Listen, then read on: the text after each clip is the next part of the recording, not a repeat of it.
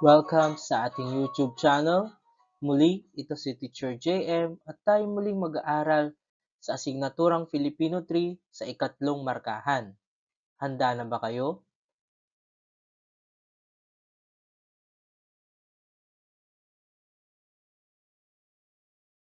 Halina't tayo muling matuto ng ating aralin.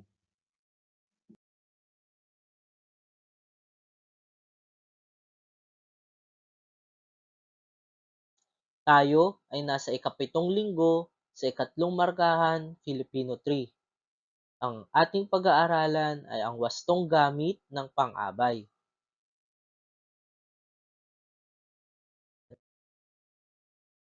At ang ating layunin sa araling ito, ikaw ay inaasahang makakagamit ng wastong mga pang-abay na naglalarawan sa isang kilos o gawi.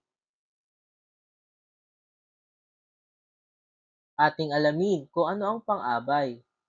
Ito ay bahagi ng pananalita na naglalarawan o nagbibigay turing sa pandiwa, pang-uri at maging sa kapwa pang-abay. Ito ay makikilala sapagkat kasama ito ng isang pandiwa, pang-uri o isa pang pang-abay na lumilikha ng parirala.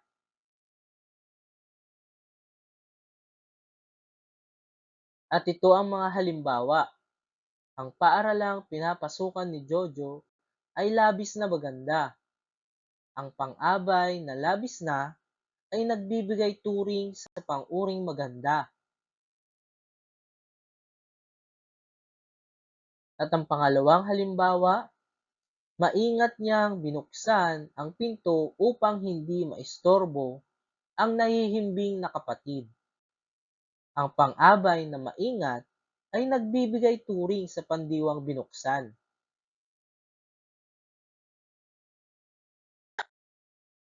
Pangatlong halimbawa, talagang mabagal ang kanyang pag-asenso, subalit hindi siya nawawalan ng pag-asa. Ang pang-abay ay talagang nagbibigay turing sa kapwa pang-abay na mabagal. Narito ang mga uri ng pang-abay. Ang una, pang-abay na kataga o enklitik. Pangalawa, pang-abay na pamanahon. Pangatlo, pang-abay na panlunan. Pang-apat, pang-abay na pamaraan. Panglima, pang-abay na panggaano. Pang-anim, pang-abay na pang-agam. Pang-pito, pang-abay na panang-ayon. Pang-walo, pang-abay na pananggi. Ang una ay ang pang-abay na kataga o enklitik. Ito ay mga salitang laging sumusunod sa unang salitang kanyang kayarian, kinabibilangan nito. Kagaya ng na, yata, lamang o lang, man, kaya, naman, nga, muna, kasi, rin o din, tuloy, pa, ba, raw, daw, pala. Yan ay halimbawa ng pang-abay na kataga o enklitik. Ito naman ang halimbawa sa pangungusap. Ang una, naramdaman din pala nila ang lindol kagabi. Ang ginamit na pang-abay ay ang pala. Pangalawa, nagdarasal muna sila bago kumain. Ang pang-abay na ginamit ay ang salitang muna.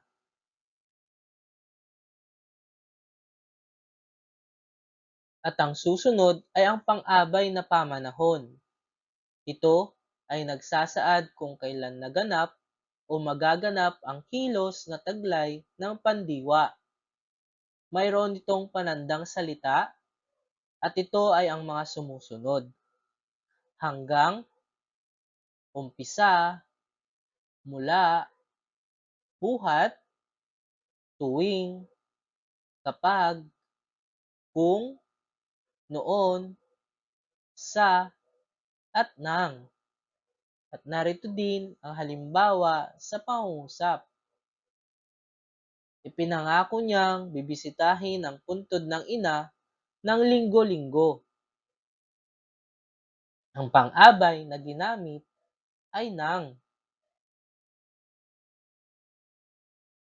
Ng pangalawang halimbawa, tuwing babasahan ako ni nanay ng kwento ay nakakatulog ako.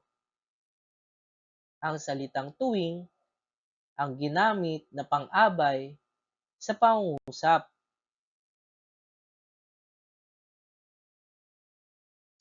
At ang susunod ay ang pang-abay na panlunan. Ito ay tumutukoy sa pook na pinangyarihan, pangyayarihan ng kilos ng pandiwa.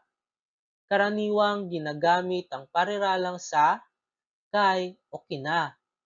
Ito rin ay karaniwang sumasagot sa tanong na saan. Ang sa ay ginagamit kapag ang kasunod ay pangalang pambala na o maging panghalip.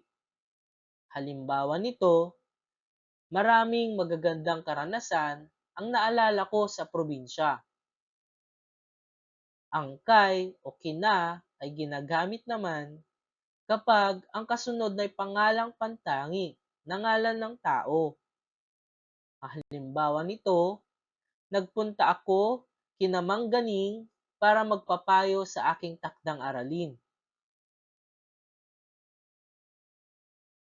Susunod ay ang pang-abay na pamaraan. Ito ay nagsasaad kung paano naganap, nagaganap o magaganap ang kilos na inilalahad ng pandiwa. Ginagamit ang pananda na nang o na o nang. Ito ay sumasagot sa tanong na paano. Halimbawa, niyakap niya ang anak ng mahigpit dahil matagal itong nawalay sa kanya. Pangalawa, bakit niya pinili na mag-aral sa ibang bansa? At ang susunod ay ang pang-abay na panggaano. Ito ay naglalahad ng sukat o timbang. Sumasagot din ito sa tanong na gaano o magkano. Halimbawa, tinatayang umabot ng 5 taon ang pagsusulat niya ng kanyang nobela.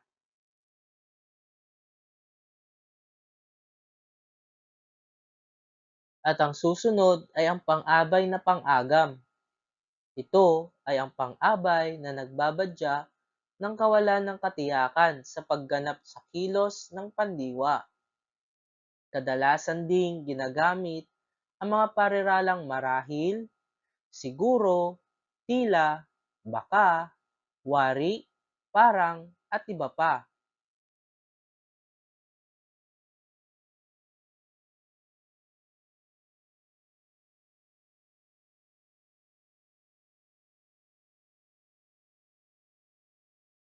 At ang halimbawa nito, una, marahil ay natuto na siya mula nang mahuli ng guro na nandadaya sa pagsusulit. Pangalawa, tila habang buhay nang mananatili sa kanya ang ganda ng Bagyo.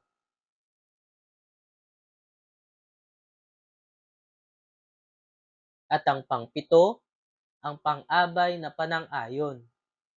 Ito ay pang-abay na nagsasaad ng pagsang-ayon.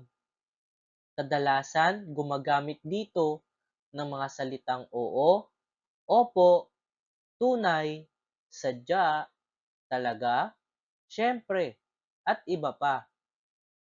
Halimbawa na lamang, oo, maniwala ka. Ikaw ang pinakamatalik kong kaibigan. Pangalawa, talagang mahirap ang buhay kung hindi magkakatapos ng pag-aaral.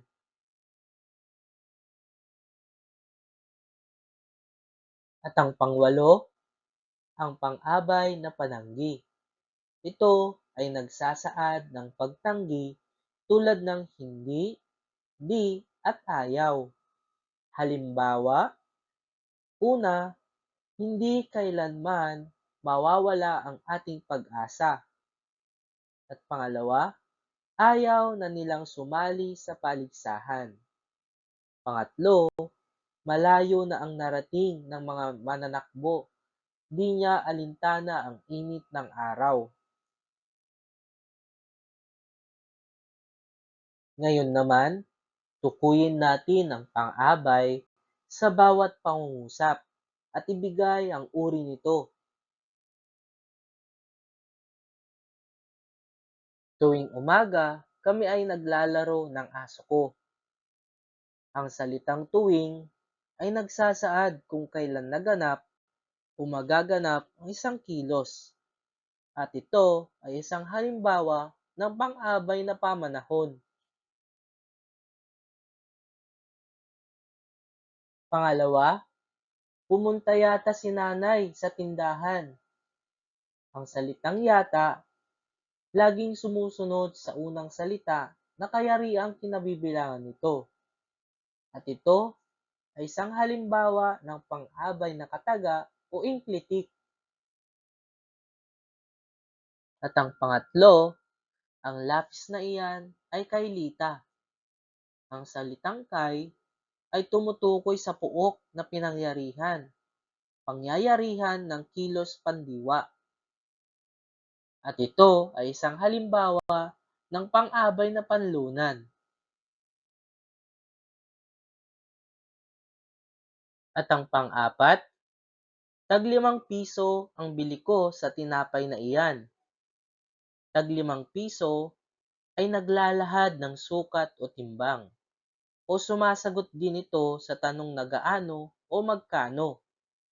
Ito ay isang halimbawa ng pang-abay na panggaano. At ang panglima, mabilis na pinatakbo niya ang kotse. Ang salitang na ay nagsasaad kung paano naganap, nagaganap, o magaganap ang kilos na inilalahad ng pandiwa. At ito ay isang halimbawa ng pang-abay na pamaraan. At ang pang-anim, tunay ngang matamis ang binigay nilang mangga. Ang salitang tunay ay nagsasaad ng pagsang-ayon. At ito ay isang halimbawa ng pang-abay na panang-ayon. At ang pangpito, baka naiwan ko ang payong doon. Ang salitang baka ay nagbabadya ng kawalan ng katiyakan sa pagganap sa kilos ng pandiwa. At ito ay isang halimbawa ng pang-abay na pang-agam. At ang pangwalo, hindi dapat tayo mawalan ng pag-asa. Ang salitang hindi ay nagsasaad ng pagtanggi. At ito ay isang halimbawa ng pang-abay na pananggi.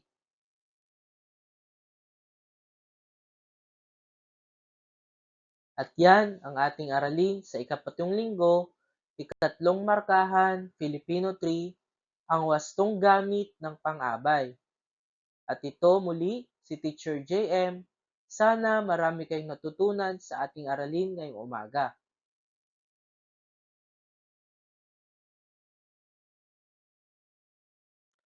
Maraming salamat sa inyong pakikinig at sana marami kayong natutunan sa ating araling ito. Muli, ito si Teacher JM at huwag kalimutang mag-subscribe, like at comment and share na rin sa ating mga videos. Maraming salamat. Paalam.